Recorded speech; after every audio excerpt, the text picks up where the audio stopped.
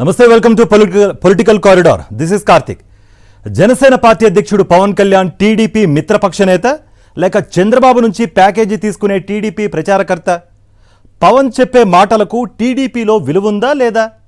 తూర్పుగోదావరి జిల్లా రాజానగరంలో జనసేన పోటీ చేస్తుందంటూ పవన్ చేసిన ప్రకటనకు విలువ లేదా? స్థానిక టీడీపీ నేతలు పవన్ మాటల్ని పట్టించుకోవడం లేదా?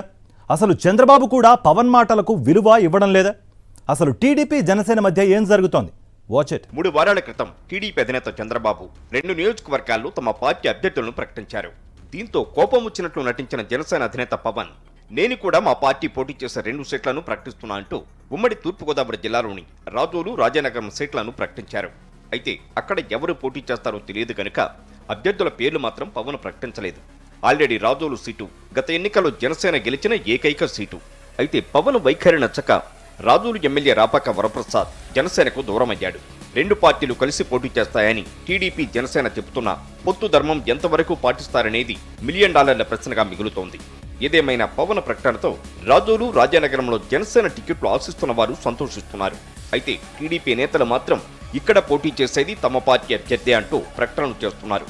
పవన్ ప్రకటనలతో తమకు సంబంధం లేదని టీడీపీ నేతలు తేల్చేస్తున్నారు. రాజానగరం నియోజకవర్గం నుంచి జనసేన పోటీ చేస్తుందని పవన్ కళ్యాణ్ ప్రకటించడంతో అక్కడ జనసేన అభ్యర్థిగా చెప్పుకుంటున్న బత్తుల బలరామకృష్ణ వర్గీయులు ఆనందంలో మునిగిపోయారు. బాణాసంచా కాల్చి పండుగ చేసుకున్నారు. అయితే జనసేన వ్యవహారం రాజానగరంలోని టీడీపీ వర్గాలను తీవ్ర నిరాశలో ముంచెత్తింది. వెంటనే టీడీపీ అభ్యర్థిగా ప్రచారంలో ఉన్న బొడ్డు వెంకటరమణ చౌదరి ఇతర నేతలు వెళ్లి పార్టీ అగ్రనేతలను కలిశారు. అనంతరం రాజమండ్రి రూరల్ నియోజకవర్గంలో చంద్రబాబు సభ జరిగింది.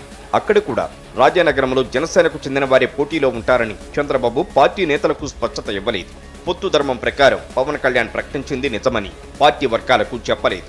చంద్రబాబు క్లారిటీ ఇవ్వకపోవడంతో అసలు రాజానగరం నుంచి జనసేన పోటీ చేస్తుందా లేదా అన్న మీమాంసకు టీడీపీ నేతలు తెరతీశారు. తెలుగుదేశం, జనసేన పార్టీల గ్రూపులోకి బీజేపీ కూడా వచ్చే పరిస్థితి ఉండటంతో చాలా స్థానాల్లో మార్పులు జరుగుతాయని, అప్పుడు తమకు ఖచ్చితంగా అవకాశం ఉంటుందని కార్యకర్తల సమావేశంలో టీడీపీ నేతలు బహిరంగంగానే చెబుతున్నారు. టీడీపీలో జరుగుతున్న ఈ వ్యవహారం అంతా జనసేన నాయకులను డైలమాలో పడేసింది.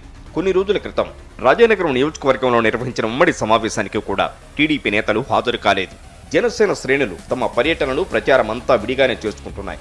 పవన్ కళ్యాణ్ ఏదో ఆవేశంతో రాజానగరంలో జనసేన అభ్యర్థి పోటీ చేస్తారని ప్రకటించిన నిజంగా తమకు సీటు దక్కుతుందా అన్న అనుమానాలు జనసేన శ్రేణుల్లో వ్యక్తమవుతున్నాయి. టీడీపీ, జనసేన పార్టీలో ఎవరు పోటీ చేస్తారో తెలియక నాయకుల మధ్య రకరకాల అపోహలు వ్యక్తమవుతున్నాయి.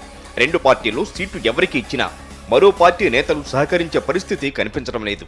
పైగా బీజేపీతో పొత్తు ఖరారైతే రాష్ట్రమంతా సీట్ల సర్దుబాటులో అనేక మార్పులు జరుగుతాయని, అందువల్ల అంతిమంగా టీడీపీయే ఇక్కడ పోటీ చేస్తుందని ఆ పార్టీ శ్రేణులు ఆశిస్తున్నాయి. ఇదే సమయంలో వైఎస్ఆర్ కాంగ్రెస్ ఎమ్మెల్యే అభివృద్ధి, సంక్షేమ పథకాలతో దూసుకుపోతున్నారు. మరోసారి వైఎస్ఆర్ కాంగ్రెస్ జెండా ఎగురవేసేందుకు సన్నద్ధమవుతున్నారు.